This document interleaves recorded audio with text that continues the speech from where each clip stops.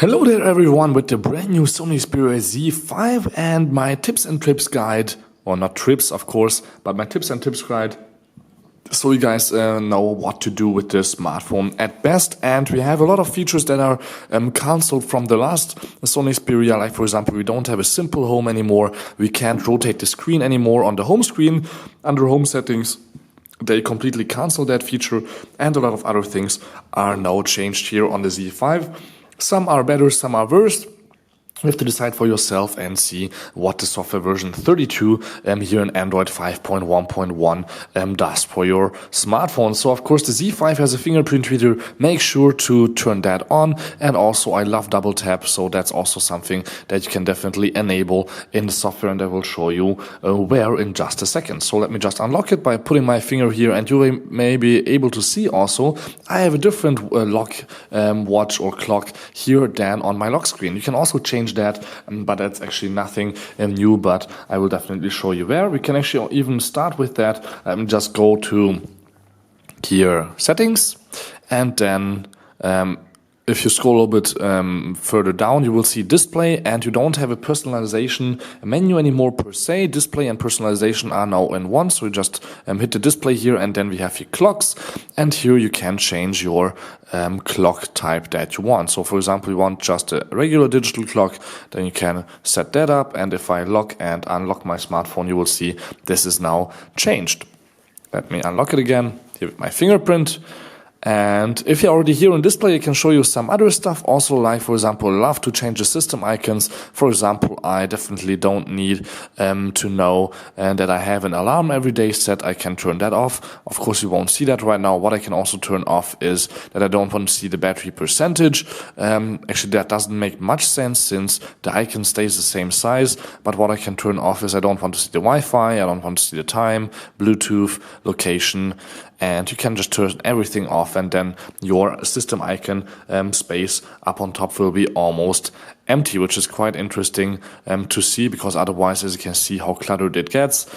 And everything else here you can of course just delete by just sliding, but that's again nothing new since I think Android 3 or something like that. So what you also have here is adaptive brightness. This is usually not visible, because if you're here in the quick settings, you can set your brightness right here, but the automatic brightness is not available directly here, so you have to go to display and turn it on or off. I have it off right now, because if I would turn it on, the display would get a lot brighter, and you maybe in the video can see the content as good as I want you to see it. And also double tap for waking up is also enable, but yeah, you can enable it right here in the display section all the way almost on the bottom. You can also see we have the display rotation screen right here, which you could usually also set up right here if I would have it in my quick settings. But what's not possible anymore, as I said before, here on the bottom when you go to home settings, the only thing that you can change now is the icon size, not that this display rotates when you are on your home screen. But if you're already here, let me show you again how to get here. Just take your finger and pinch. You could also do it by just long pressing the screen, but I love to pinch. It's, I think, easier. Press the plus button, and then you have here on the bottom the possibility to change wallpaper, widgets, and home settings, and also themes. See, themes are quite cool if you ask me, because you can change it, for example, to orange, and then you have an active orange wavy background, for example, because we have live wallpaper set up right now, and we can also say apply that, and then we have now an orange background, and everything else will be also orange on your phone. The home screen doesn't work right away, since it has to figure it out a little bit, and we can see here on the back the waves are moving a bit, and it looks quite cool here with orange, but we can easily change it back by pressing the plus button again, themes, and we can go back to dark. Needs probably a little bit less power, but I'm not sure. So what else? Of course, there's a lot more to show you guys, like for example, we can change the quick settings on the top, and you can easily reach them usually by pulling the settings down with two fingers. Sometimes it works, sometimes it doesn't, depending on how straight your fingers are. And if you press on this little icon next to the settings, oops, right there, What you can do is, of course, completely get rid of all of the quick settings or add more. Like, for example, maybe I do want to change sometimes that the display rotates or not, and maybe I want to detect my USB devices, have screen mirroring right there, want to turn off my mobile data easily without having to go to the settings menu, or want to turn off auto syncing data or anything else. What I actually want to have here is location also, and you can easily also change the order, of course. Then you just have to hit close, and here you go. Now you have all your 5 icons right here. Wi-Fi and Bluetooth and the display settings always here, so this is a lot of space that takes up the time and date and everything also. So I think that's a little bit sad that you really have a lot of space here gone with all the settings, and for your notifications you don't have that much space anymore, but usually when you just pull it down once, you only see your notifications anyhow, so actually that's alright if you ask me.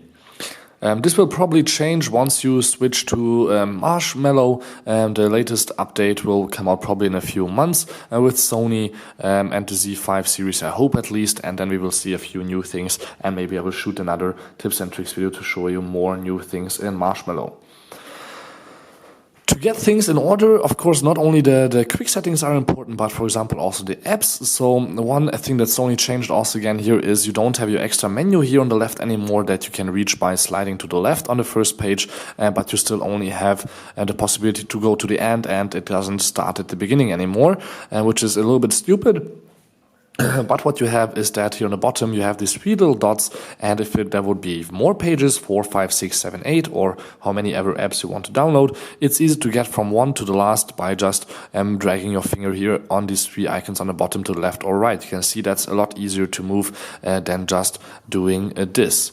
What else is quite easy now is to delete the apps. You just have to pinch again, and you can delete and rearrange them quite easily, which would be the same thing as just holding here your finger, but I think pinching again is still easier. So you can delete a lot of cluttery apps, like I don't want Amazon Shopping, I don't want Spotify maybe, I don't want Facebook, or you can just delete the apps that you installed for yourself, but you cannot delete everything that was pre-installed, like for example some apps that Sony has pre-installed on the first page, as you can see, mainly cannot be removed. But what you can do is create folders and rename them, of course, also. But what you can't do is change the color, which is a little bit sad, but it's alright. So let me undo the folder creation, and let's continue here with more. Like for example, you can also set up still the order, sort apps in own order, most used, by name or by date.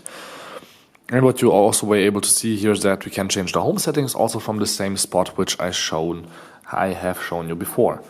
What's not possible though is anymore is to set up the simple home, which I mentioned to you before. If you go here to settings, you will see there is no home option here anymore available. But what you have, for example, here is something that's quite handy, is in security, the fingerprint manager. Yay! I've shown you how to use it in a separate video, so that's not something I want to show you again. Can add up to 5 fingers, more about that in my separate video. But what's also interesting is here that you have smart lock, which can be quite handy. You only have to type in your PIN and then continue.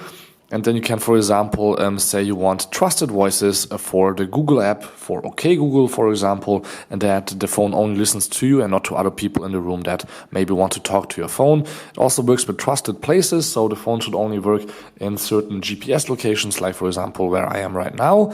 And also there can be trusted devices like smartwatches, like I have on right now, that if they are closed, that you don't have to type in your password and stuff like that anymore. But I have not set any of these up, so that can be also handy. That's definitely something that you can look through, so you don't have to always do the typing in of your password if, for example, your phone is your smartwatch is closed. What you can also do is go here a little bit on the bottom and allow certain things like unknown sources, app installation, or not allow it.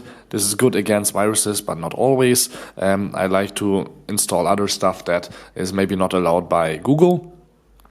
But what's the main reason I want to go here back to the bottom, all the way to the bottom, is apps with usage access.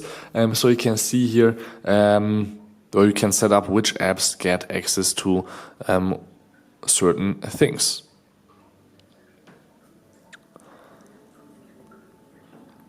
So that's quite handy. And the screen pinning could be also handy, but I don't like it. That means that you can pin certain apps and you cannot close them unless you press two buttons at the same time, which is maybe handy for some stores to show only one certain app and people shouldn't get out, but that's not something I would daily use. What else? There is a lot more to show you guys, like for example, I've shown you the clocks, the app drawer, smart backlight, but how about the power? You can see I'm running out of power, not really, 66%, but if you go to the power manager, you will see that I still have 4 days and 17 hours left.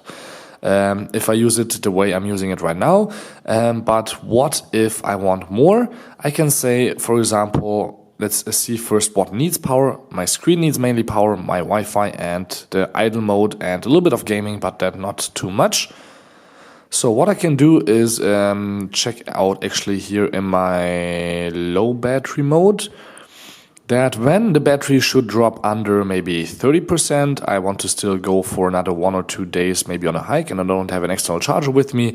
The screen should be automatically dim to the lowest, and I don't want to use any Bluetooth anymore, don't want to use any Wi-Fi anymore, or whatever else that needs a lot of power can be automatically turned off at a certain percentage. That's not new to the Z5, but it's a handy feature that you should definitely look out for and can save a lot of battery.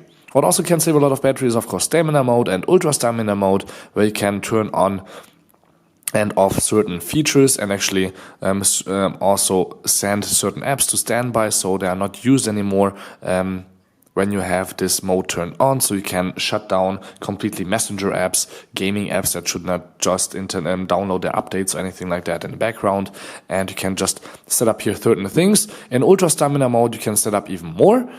You can see I get a really amazing battery life out of ultra stamina mode if I will activate it, but then of course, as you can see, the internet connection through Wi-Fi and mobile will be disabled because that is what needs most power, for example. What's also quite handy is queue background data means if the phone is off and just one app wants to, for example, download your new messages, it won't do it. Queue background data means once 2 or 3 apps tell the phone, okay, hey guys, send me something new. We want to check on the server what's happening, new emails, new messages, new comments on YouTube or whatever. The phone waits till at least 3 apps or more want to do something on the internet, and then it downloads something at once. So it doesn't ping every second or every 1/10 of a second with the LTE or 4G or 3G or whatever network that you have right now. So it saves power. That's quite handy, and it will still check, of course, your emails and everything every few minutes, I guess, or even every few seconds, but not as often as it would do when every app just asks the processor to do something. So that's quite handy to save a lot of battery life right there. So definitely leave it on. It's usually on automatically anyhow. What's also handy is if you're talking about my notifications, if you go into the sound and notification center, of course you can change your sound settings like you could do also by pressing the volume button.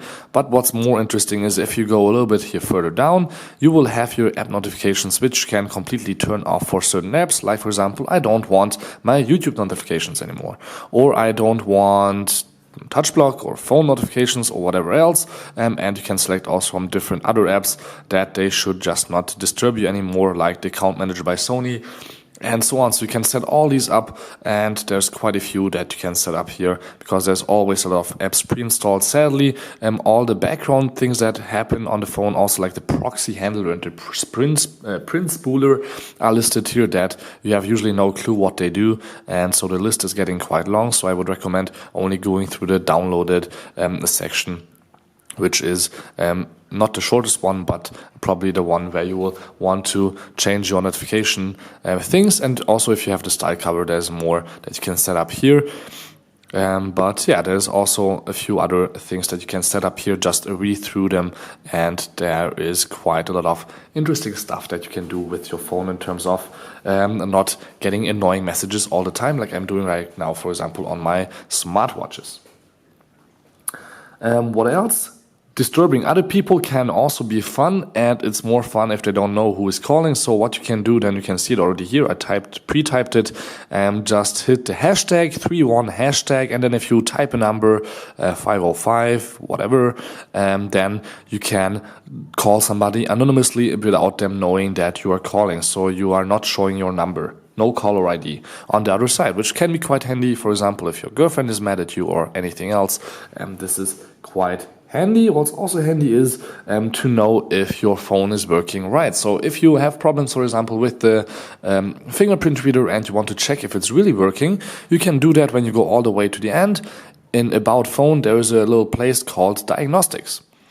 Now here you will read everything about your phone, like for example 32 gig internal memory only has 22 available because the rest is Android, and from that I have already half of it used. So maybe I should get a micro SD card slot. But of course, and what's more interesting is how long does the phone run? And now the part which I mentioned before, does for example my flash work? So yes, it does work. So I can say just yes, so it still works.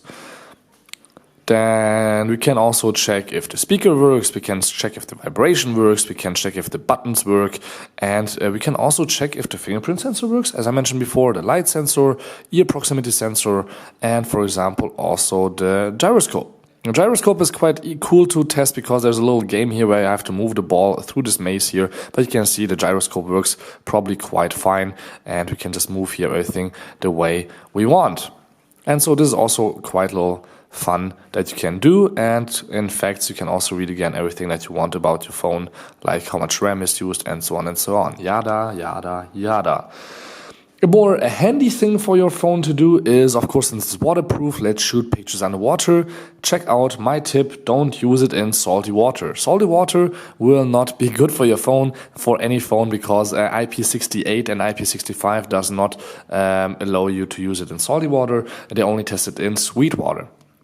I'm going to a pool later, it works there also, but the touchscreen is of course highly sensitive to water, and to make that not sensitive, there is a setting in Sony that I always show when I do my underwater videos is go to settings again, and all the way on the bottom we'll have touch block. Now if you press touch block, it will tell you that it doesn't work, obviously, so the touchscreen is blocked. You can't do anything unless you swipe this all the way to the end here on the bottom, but what you can still do is take pictures by pressing the hardware buttons. Now you shouldn't press these buttons when the phone is in the water. As Sony said, in the latest batch of smartphones with the Z3, they still said you can shoot pictures underwater. Now they don't say it anymore because they probably had too many problems.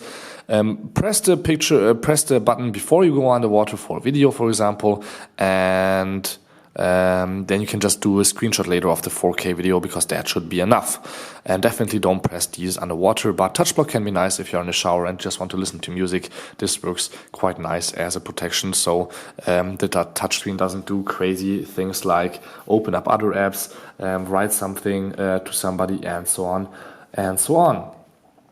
So did I forget anything? I might have, but I don't have it here on my list, so that's actually everything that I wanted to tell you about the brand new Sony Xperia Z5 in my tips and tricks video. I hope you learned a few things, like for example that 2 fingers can be handy for this, and there will be a lot more to learn when there is a Marshmallow update coming out, so definitely check out that video in my YouTube channel for all the phones and what will change there. So thank you much for watching, my name is Balazs, till next time please, and again, thank you much for watching, and don't forget to subscribe.